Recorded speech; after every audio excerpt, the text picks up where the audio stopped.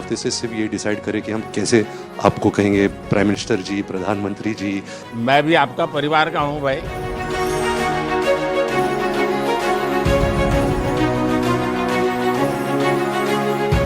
Wait करी थी जब आपको मिलेगी 10 साल से बना करेंगे। 10 साल जी 10 साल पहले ब्रेसलेट करना था भाई।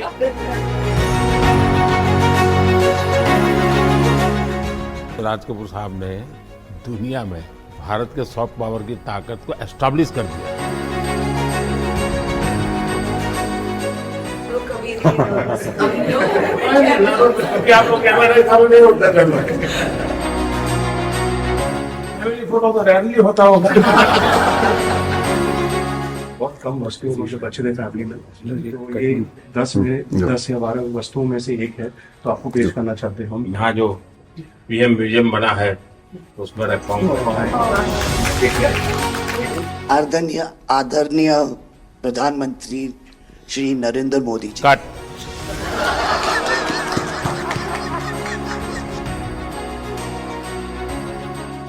पिछले हफ्ते जो हमारी व्हाट्सएप फैमिली ग्रुप है, हमें एक हफ्ते से सिर्फ ये डिसाइड करें कि हम कैसे आपको कहेंगे प्राइम मिनिस्टर जी, प्रधानमंत्री जी। रीमा बुआ मेरे को रोज फोन करके पूछ रही है क्या मैं ये बोल सकती हूँ, क्या मैं ये वो बोल सकती हूँ। मैं भी आपका परिवार का हूँ भाई। आपको जो मर्जी पड़े वो बोलिए। बहुत अच्छा रट के हाँ।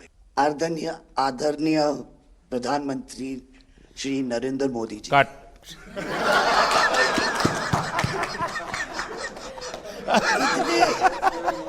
इतने कीमती वक्त में आपने सबको आज यहाँ निमंत्रित किया राज कपूर के बर्थडे 100वीं बर्थडे पे अवसर पे। हम आपका शुक्रिया अदा करते हैं। और पापा की पिक्चर के गाने की एक दो लाइन याद आ गई। मैं ना रहूंगी, तुम ना रहोगे, लेकिन रहेंगी निशानियां। वाह। आपने इतना सम्मान प्यार दिया है। आज के दिन को सारी इंडिया देखेगी कि नरेंद्र मोदी जी प्राइम मिनिस्टर हमारे ने कितना सम्मान कपूर परिवार को दिया है। राज कपूर साहब ऊपर का से- बहुत बड़ा योगदान है जी। आपका स्वागत करने का अवसर मिला और राज साहब का 100वां जन्मदिन यानी हिंदुस्तान की फिल्म इंडस्ट्री की स्वर्णिम यात्रा का वो कालखंड है जी। अब 1947 नीलकमल, अब 2047 को हम जा रहे हैं। 100 साल की एक प्रकार से जब यात्रा बनेगी तो कितना बड़ा देश को कंट्रीब्यूशन है।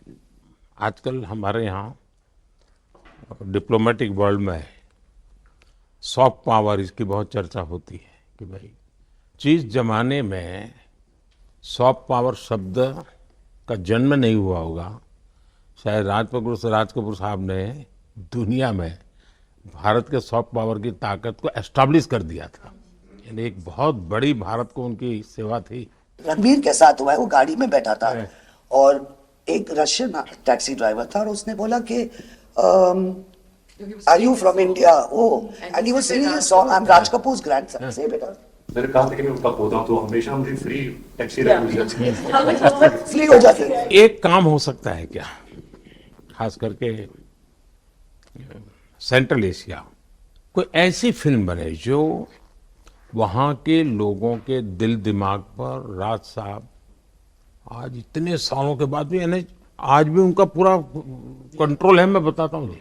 आज छोटे बच्चों को भी सिखाते गाने। हाँ, यानी उनके जीवन में प्रभाव है। मुझे लगता है कि सेंट्रल एशिया में बहुत बड़ी ताकत है जी।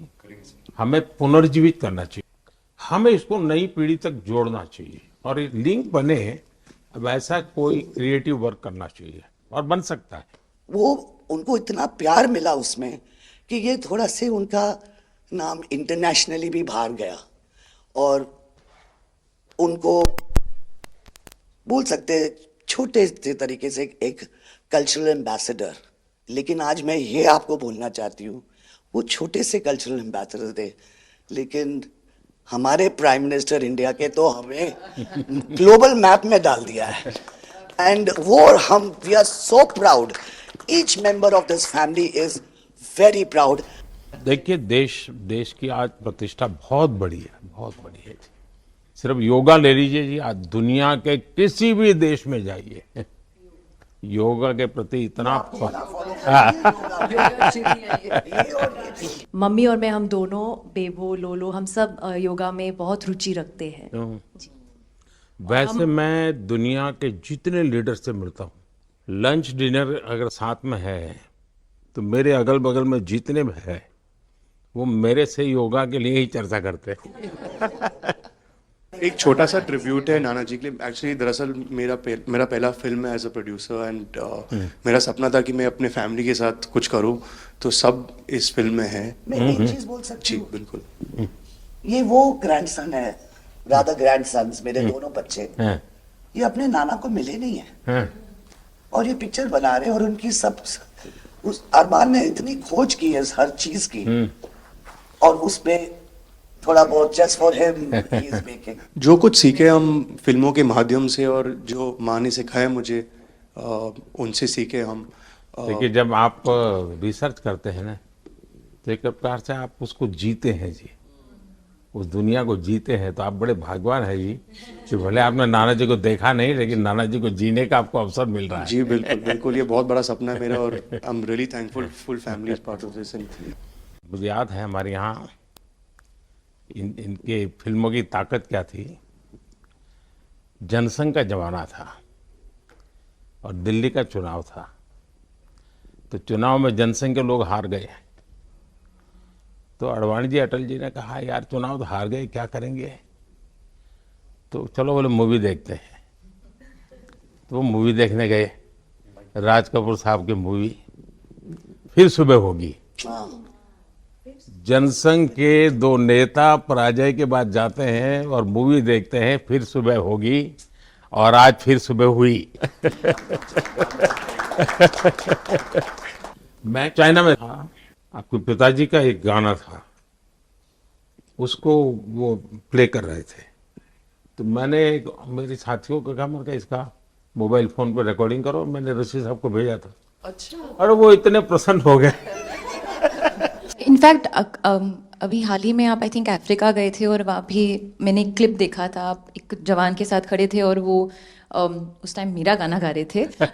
समझा, पर मैंने वो क्लिप देखा था और काफ़ी लोगों ने मुझे भेजा था और सब लोग बहुत खुश हो गए। बट एक चीज़ मैं कहना चाहूँगी, गाना जो है, जो दुनिया को यूनाइट करता है, स्पेशली जो हिंदी गाने होते हैं, मतलब लोग गाते ही रहते हैं, शायद शब्द उनको समझ में ना आए। और ये मैंने काफ़ी देखा जब हम ट्रैवल करते हैं, खास करके of course with Raj Kapoor songs, but even now I think एक जो एक स्पेशल फीलिंग और एक सेंटिमेंट होता है हमारे गानों में, सब लोग बहुत इंस्टेंटली कनेक्ट करते हैं।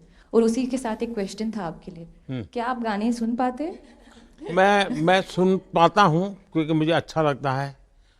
कभी मौका मिल जाए तो मैं जरूर सुन लेता हूँ।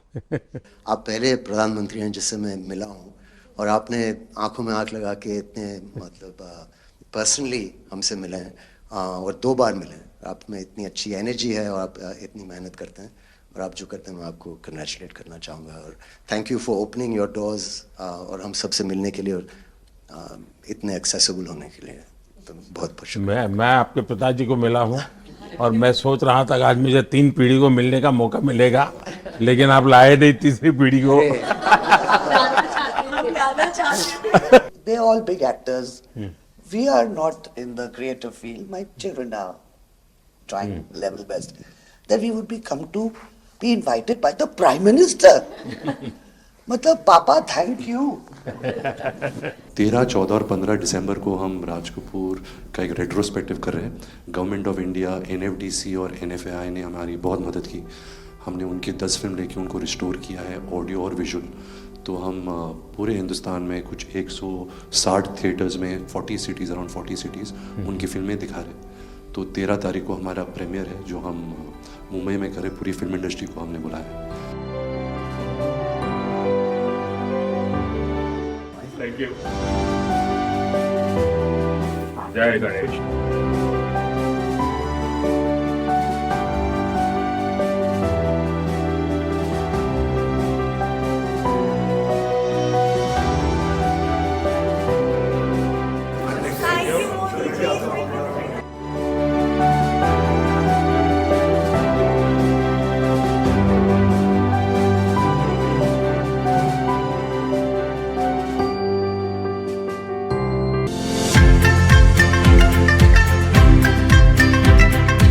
आज हमारे कपूर फैमिली के लिए बहुत ही स्पेशल दिन है। प्रधानमंत्री जी ने श्री राज कपूर को इतना सम्मान दिया, उन्होंने हमें अपना कीमती वक्त दिया। इस मुलाकात के लिए हम ज़िंदगी भर आभार रहेंगे and thank you so much. जब हमारी उनके साथ सिट डाउन जैसे गपशप हुई तो बहुत मज़ा आया, क्योंकि हम उनसे बहुत सारे पर्सनल सवाल भी पूछे। उन्होंने बहुत ही फ्रेंडली नेचर से हमसे बात की।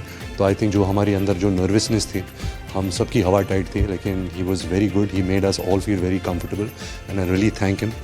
हमारे आदरणीय प्रधानमंत्री नरेंद्र मोदी जी ने सबको आज इस दिन पापा के 100th बर्थडे के लिए सबको इनवाइट किया और इतना सम्मान दिया, ना कि राज कपूर को लेकिन हम सबको।